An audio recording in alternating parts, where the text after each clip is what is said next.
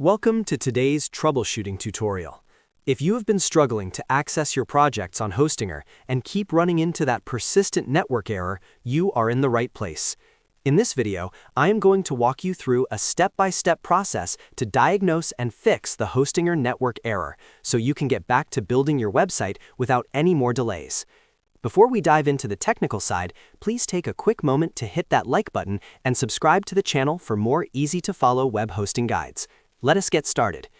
The very first and most obvious step is to verify your internet connection. Sometimes it sounds too simple, but a quick drop in connectivity is often the culprit behind loading errors. Run a quick speed test or try to load another website to ensure your connection is stable. Once you have confirmed you are online, the next step is to clear your browser cache and cookies. Over time, your browser stores outdated data that can conflict with your hosting dashboard. Go into your browser settings, find the privacy or security section, and clear your cached images, files, and cookies. After doing that, the best way to verify if it was a browser-stored issue is to try opening your site in an incognito or private window.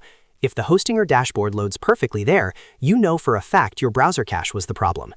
Now, another very common cause for these types of network errors is the use of a VPN or a proxy server. If you currently have a VPN enabled, turn it off completely and try refreshing the Hostinger page. Sometimes security filters on the hosting side flag specific proxy IP addresses, causing an error. If that does not do the trick, it is time for a hardware refresh. Go ahead and restart your internet router. Unplug it for about 30 seconds, plug it back in, and wait for the lights to stabilize. Once your connection is back up, perform a hard reload of the website by pressing Ctrl and F5 on Windows or Command, Shift, and R on Mac to pull the latest version of the dashboard. Hopefully, at this point, your error is resolved and everything is loading smoothly. If this guide helped you resolve your issues, please make sure to smash that like and subscribe button for more professional tips. Thanks for watching, and I'll see you in the next one.